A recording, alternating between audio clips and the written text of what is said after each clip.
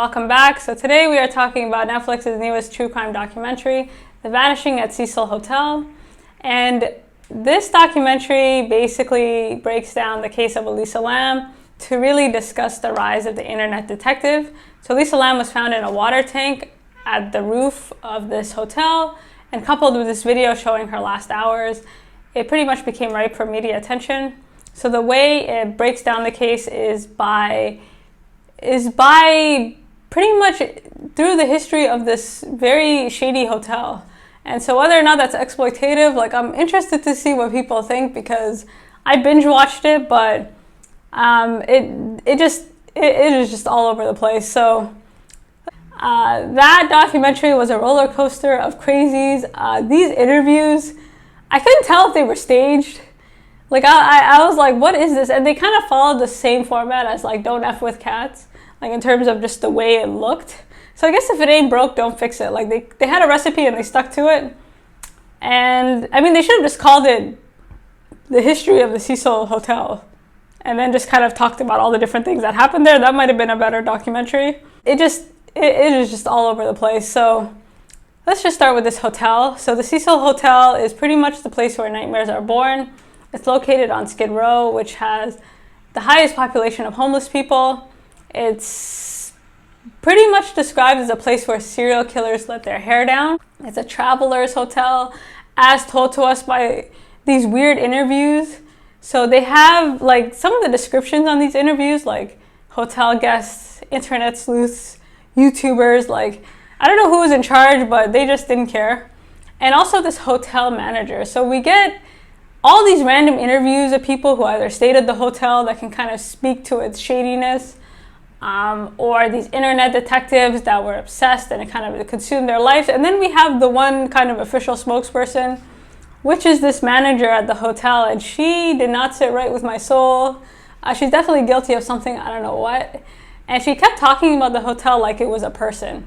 Like it was a living, breathing thing. And to be honest, it's no wonder.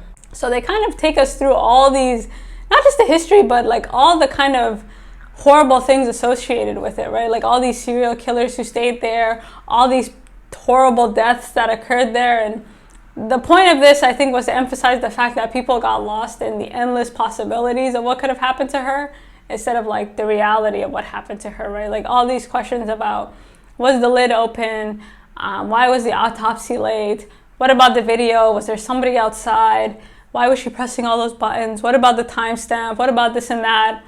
And it's really interesting because initially the police kind of released the video to get help. And instead, what happened is it just kind of consumed everybody because of everything associated with this hotel. So the idea of all these horrible things that could have happened was so distracting, and all these things associated with the hotel was so distracting that all these internet kind of sleuths took over. And throughout the documentary, they keep showing these clips, these endless clips of like YouTubers sitting in their room with their little pot. Like, I mean, it was really something. Everybody has a conspiracy theory. Everybody's on the case. Every little thing is kind of being read into. And the consequences of that were severe, right? To the point where this case kind of took a back seat, right? And not only that, it got to a point where these internet detectives completely took over and decided who was guilty and who was innocent. And in the last episode, they interview a young man named Pablo Vergara. And I felt really bad for him because they really tortured this guy. I mean, basically, again, the internet detectives took over and they kind of spotted a video eerily describing kind of what happened to Elisa, but again, this was all circumstantial. And even though this young man had an alibi, he had documentations proving where he was, that did not stop these trolls. And they kind of interview him at the end, and he says, well, I can't get my life back. I can't really do music anymore. And this is quite horrendous. And this is true today. So watching this documentary, it's interesting because the armchair detective is, I mean, you are kind of tried in the case of public opinion first. And so the consequences is people kind of can lose their lives, or their lives are kind of completely ruined because of all these crazies on the internet. And I think this documentary was good and bad. I think it was good in showing how wrapped up people can get in their own kind of narcissism. I mean, yeah, like maybe they were well intentioned in terms of trying to figure out who really did it, but at the same time, they got so wrapped up in the history of this hotel, and they kind of forgot what the purpose was, which was to kind of figure out what happened to this young woman.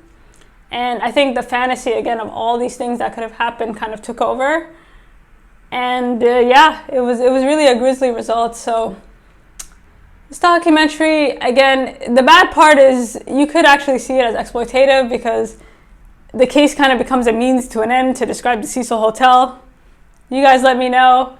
I did like the parts about Skid Row and kind of introducing that to people who are not familiar, and kind of the history of it in terms of it being this kind of place where it's like a designated area for pretty much people that the state don't really want to deal with. And it's interesting thinking, and then they kind of touch on gentrification as well, how this hotel kind of over the years has been able to kind of clean itself up. And a lot of that has to do with the fact that people want to live downtown. A lot of rich people want to live downtown. And so now what do we do with all these homeless people that were designated to live there to be out of the rich people's way? And it kind of brings up a lot of sad questions in terms of all the different people that have disappeared there unnecessarily because this was a place it's pretty much a place considered like if you go there, you're on your own.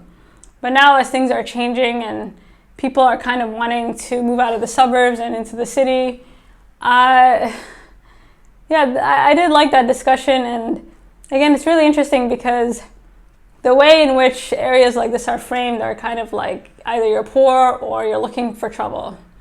And the idea that kind of gentrification makes it safe, kind of cleaning up these areas that you could have just cleaned up and helped before, and maybe situations like this wouldn't have happened. Who knows? So you guys let me know what you think, and until next time.